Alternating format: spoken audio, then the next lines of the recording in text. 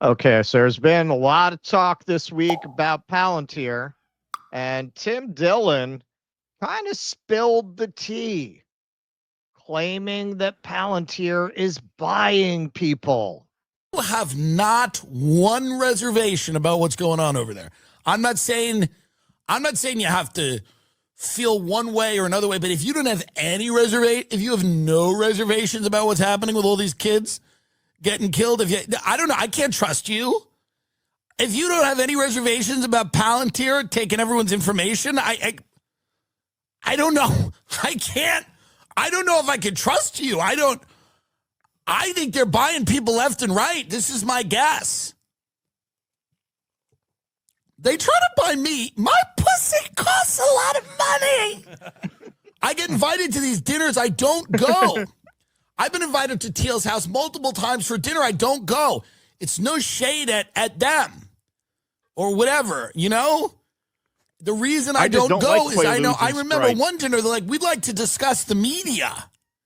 I go, what? No, thanks. We'd like to discuss dinner. We discuss the media and culture. No, thanks. And then all of a sudden, Russell Brand pulls up with a carton of eggs. I was out of there. Appreciate it. That's funny. Appreciate it. That's fine. Don't need a. Here's what I'm doing every week. I'm discussing the media. Hey, good news. I have a show. Yeah. I have a show. You can listen to it. You can listen to it if you're curious about it. But I've been to some of these places. I've sat in these houses in Austin with these tech people. And I know what they want. And I know what they want me to go out and cheerlead for and say, well, it's actually a great idea. And there's probably a lot of money in it. There's probably a lot of money.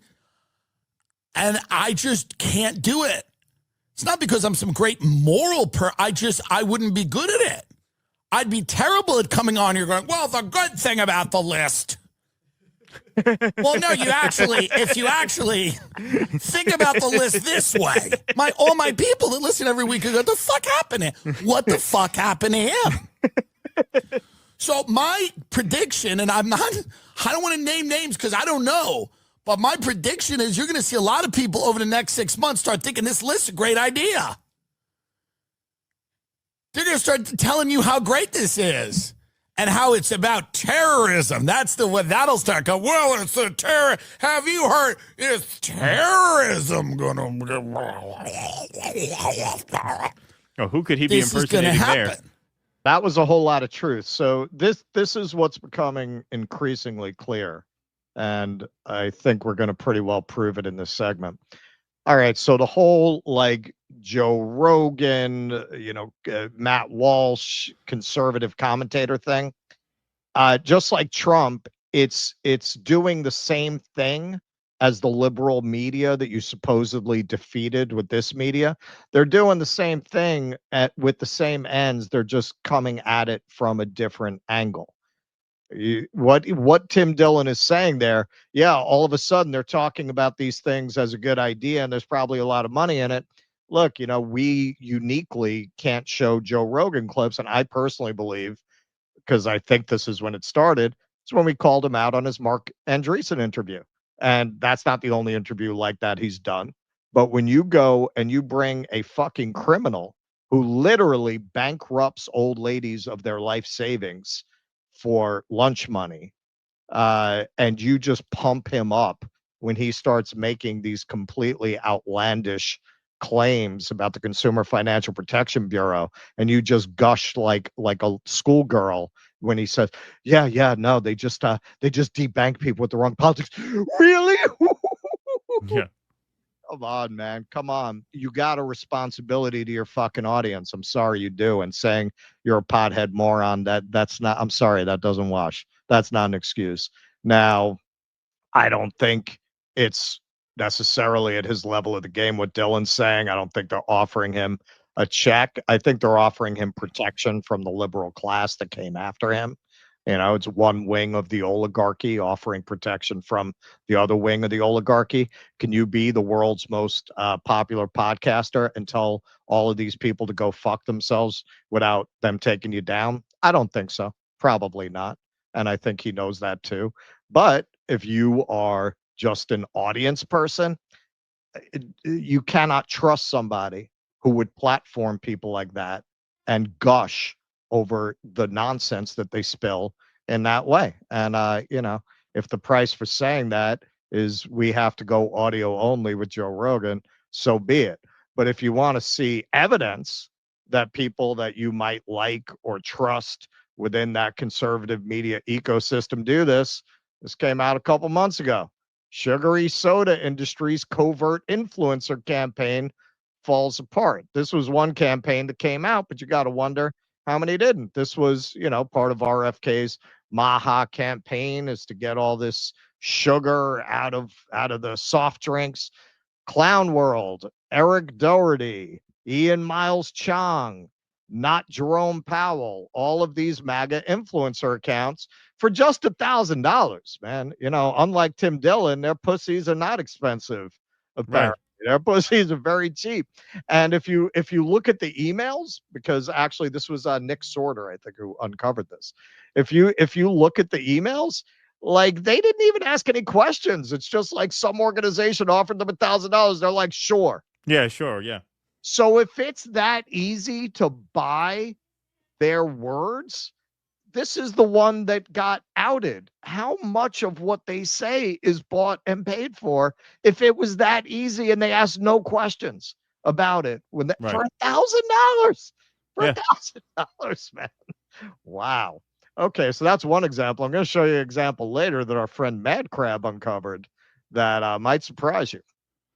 All right, so who are these people getting paid to back that Palantir play? Just like Tim Dillon says, Laura Loomer, time to deploy Palantir tech to Los Angeles to deal with the illegals. You know you'd love to see it.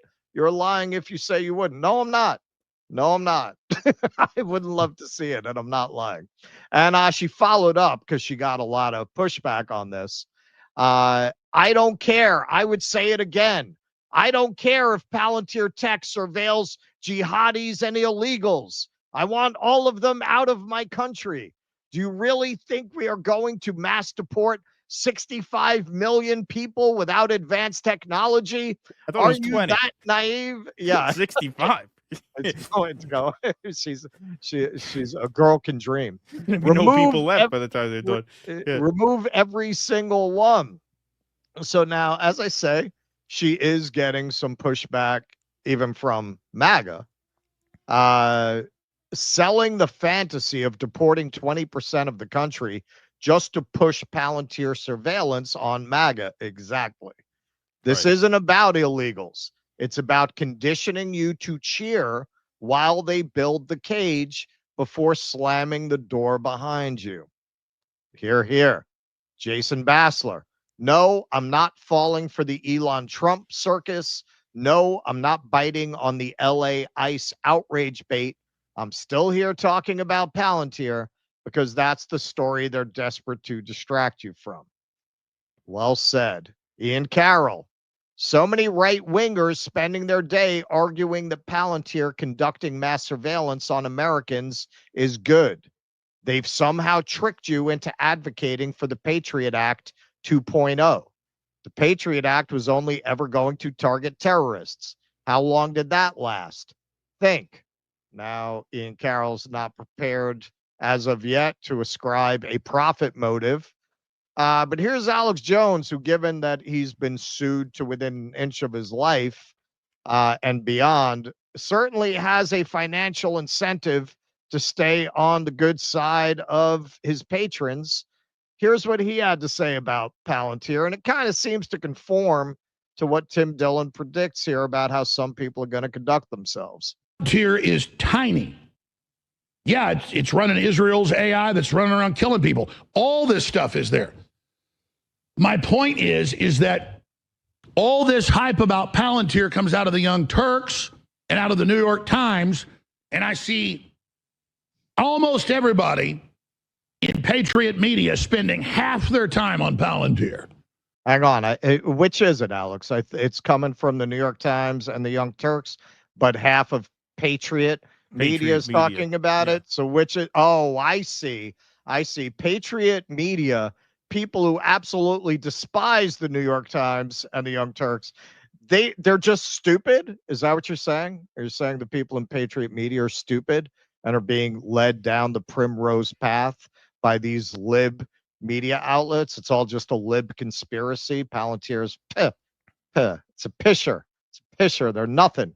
Bill Gates is over there. Yeah. Bill Gates, he's behind the bushes. And it's because you aren't informed. You don't know all the pieces. You're not real scholars. Not like Alex. Like I should ask Flynn, I know what he'd say. And it's not because Alex Karp, never met Alex Karp, but I've known about him for 15 years. Know all about Peter Thiel, all of that stuff. Peter Thiel's been backing Trump massively. The point is who else is Trump going to go to in Silicon Valley to try to surveil the government deep state and all the stolen money? Yes, that's who but Elon's not involved in this Golden Dome thing that they're trying to give the contract to Palantir, and the military-industrial complex is pissed. You see? Yeah, who else are they going to go to?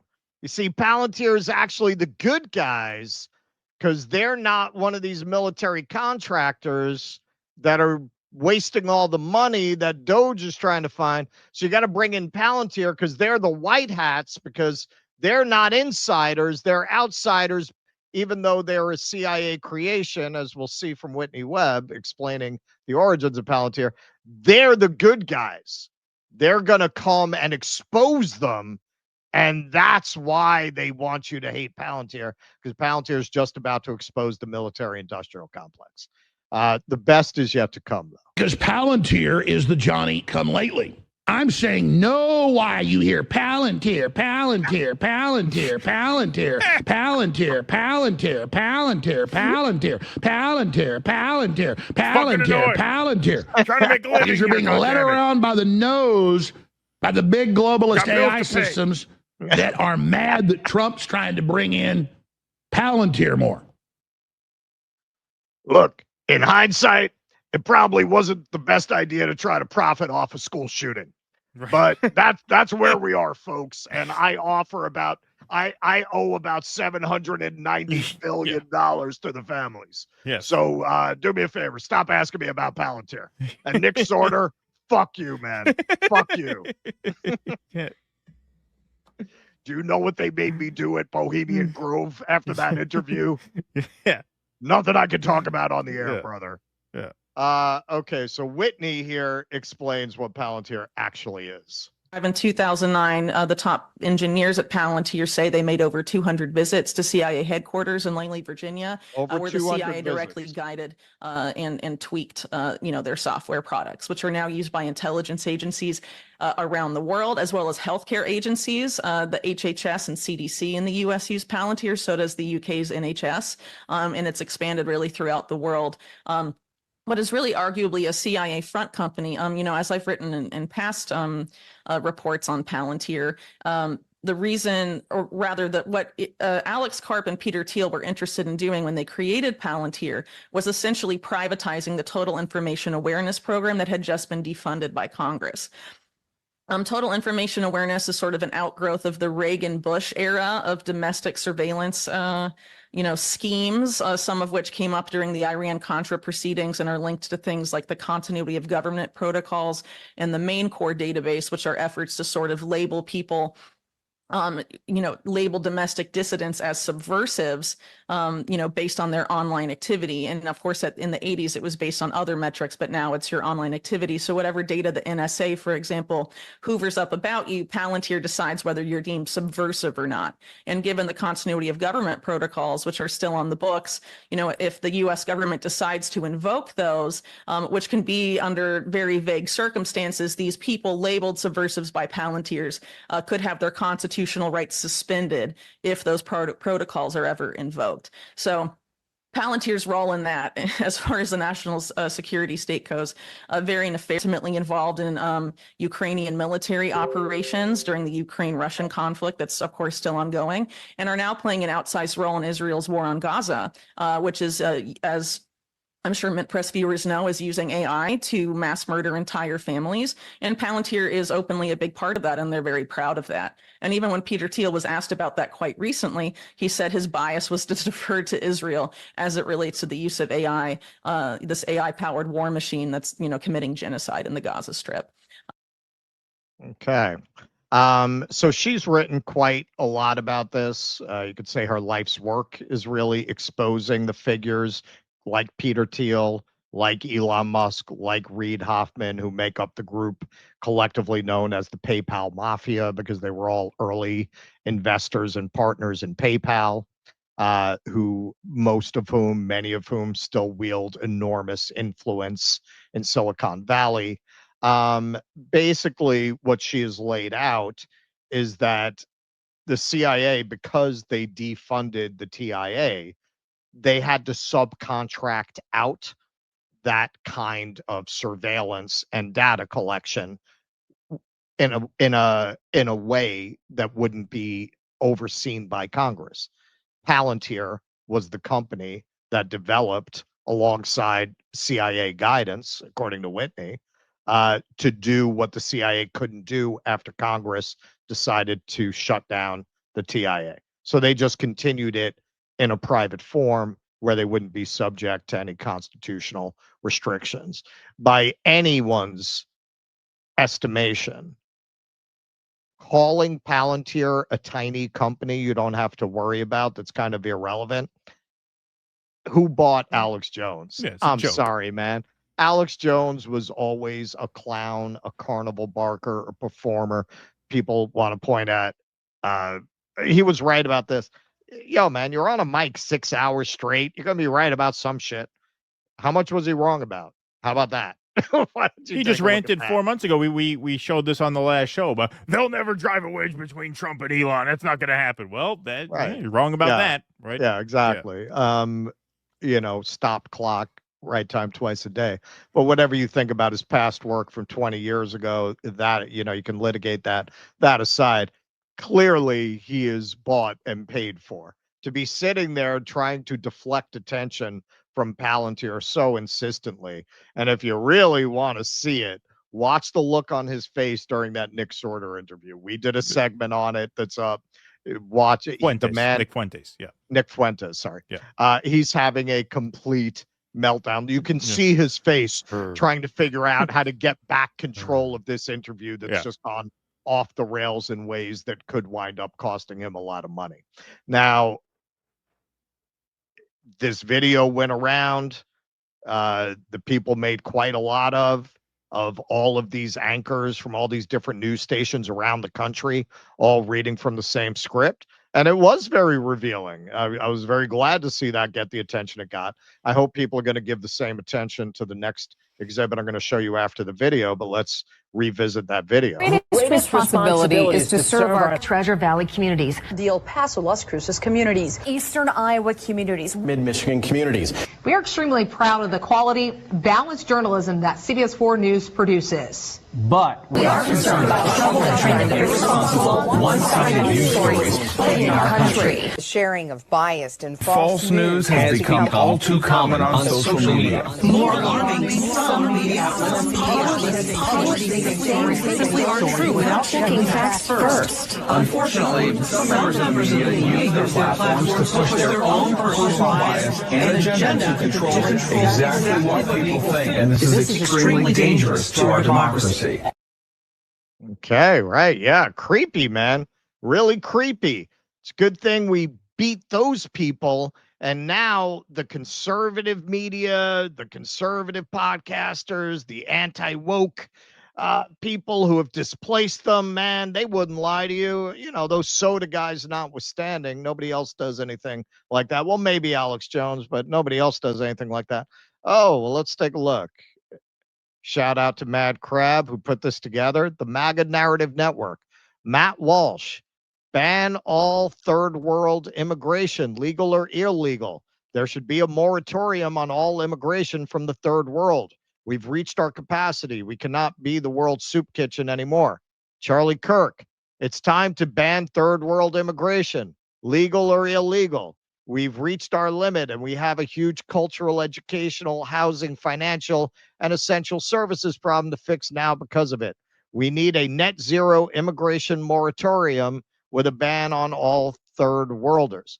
Jack Posobiec, it's time to ban third world immigration, legal or illegal. We've reached our limit and we have a huge cultural, educational, housing, financial, and essential services program to fix now because of it. We need a net zero immigration moratorium with a ban on all third worlders. See, now this just proves what I have long said.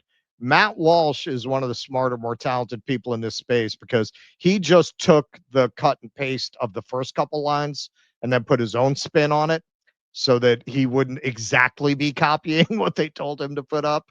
But clearly, all of them got paid. Those they are on got the same paid. day. Same day, man. Same day. So what? You think you got away from that when you moved over to this media ecosystem? Same shit. What does this tell you? You cannot take anything Jack Posobiec, Charlie Kirk, or Matt Walsh take you seriously ever again. You've seen Well, except right, the phallocentric line that he well, meant. that was great. That was great. Look at it. Look at it. They are. How are they different from those anchors? They're just getting different marching orders. All of this is meant to get you so riled up about the immigration issue that you don't look at Palantir. You don't look at what they're using that issue for. They want this. This is the equivalent of the trans issue on the lib side, to get people arguing over these cultural issues in order that they don't talk about class, they don't talk about economics, and they don't look at what the real agenda is. Just like that video was aimed at shutting down your speech, this is aimed at getting you to support the means by which they're going to make free speech impossible. You're going to be so surveilled by the time they're done with this process that this is not going to be a country you're going to want to live in, man. So this is just some comments. Lauren McKenzie, hey, just so we're clear, Doge accessed and stole all of our data, gave it to Palantir, and now ICE is partnered with Palantir in order to track all of us. Palantir is run by evil billionaire Peter Thiel, truly scarily evil, and that's over this article. ICE is paying Palantir $30 million to build immigration OS surveillance platform. Okay, so you want to understand, why are they paying these guys to push this? So that the MAGA base doesn't speak out against this. They're using that immigration to build the surveillance state that you thought you were voting against when you defeated Kamala Harris and the Democrats. They're just coming at it from a different angle now, folks. Trumpfile.org. I'd say these are Trump fans, right? It took just 6 weeks to go from ICE partnering with Palantir to track immigrants to the government partnering with Palantir to track all Americans. Yes, yes. And James Lee, 6 months ago, showing at their event, Palantir was a big advertiser. So, yes, and a lot of people have pointed out, well, at least with MAGA, they're speaking out against this. And yeah, I'll say that, man. I never saw the liberal class disagree with anything that they were told by their media, ever, anything. So yeah, credit where credit is due. You do have certain elements, as we saw, of that movement who are red-pilled enough that they're seeing through this. You got a lot of their leading figures, as we just saw, Jack Posobiec, Charlie Kirk, Matt Walsh, even people, honestly, people that I wouldn't have even expected, who are clearly being paid. They're being told what to say. And once you see that, you cannot trust them anymore. Alex Jones, I mean, we've said for a long time, this guy is a clown. After seeing that, again, not somebody you could trust for information. I've said for a while about Joe Rogan, for whatever the reason. I think it's probably to protect himself. He's definitely compromised. He serves these people and he uses his platform to promote their narratives with very little or the mildest pushbacks on them, and you want to see the smoking gun on that, man, this guy's had like the janitor from NBC on his fucking show. He's never had Whitney Webb on his show. He's never had Whitney Webb on his show. Why? That's not an oversight. There's a reason for that. So a lot of the people you go to that you think are an alternative, they're not an alternative, man. They're all on the same page. In the end, they want to construct a new world order, World Economic Forum agenda. They saw they weren't going to be able to do it with Harris. So now they're doing the same thing with Trump. The only difference is the aesthetics. Yeah, and the analogy I would make is to 9/11, the post 9/11 environment, where the Muslim man was the scary boogeyman that justified all this. In the Biden era, really, I mean, in the Trump era too, although it wasn't coming directly from the White House, obviously, because Trump was president, but in the woke era, which was, Trump's first term through Biden's term. It was the white working class under the Democrats. It was the white workers, right? They were the white nationalists. They were the scary boogeymen who were going to, occupy government buildings in January 6th. Misinformation, blah, blah, blah. Right, misinformation and hate and all that. And now it is the immigrant. That's it. Right. And anyone who falls for it is just a dupe. And to one of our super chatters made the point, and I've said this all over and over again. I said this at the Worker Strike Back speech. The only response to this is just solidarity with all workers, no matter where they're from. This is clearly manufactured to get you to consent to a police state. That is clearly what this is. What this is. And you are not going to get out of it by parsing, well, hey, I mean, look, on the bright side, maybe our wages will go up. Yeah, ha. That's not going to happen. Right. That's not going to happen. Amazon right now is testing out delivery robots. And this is a point we've always made. What do you think? They want to pay you more? Right. When we got the whole meltdown about supporting the minimum wage increase in fast food restaurants, a lot of the argument was they're just going to replace them with automation, to which we respond, they're going to do that anyway. They're going to do that anyway. Why? You think they don't want to not pay people? Right. There's always a group of people that gets to become the scapegoat to justify more censorship, more surveillance, and more control. The only thing that changes is the specifics of the moment in time that dictates who the scapegoat is, but there always is one. There always is one. I mean, you got to appreciate the classics, the immigrants. That's that's like the F. Scott Fitzgerald. Exactly. Scapegoats. Yes. Old school, baby. Please clap.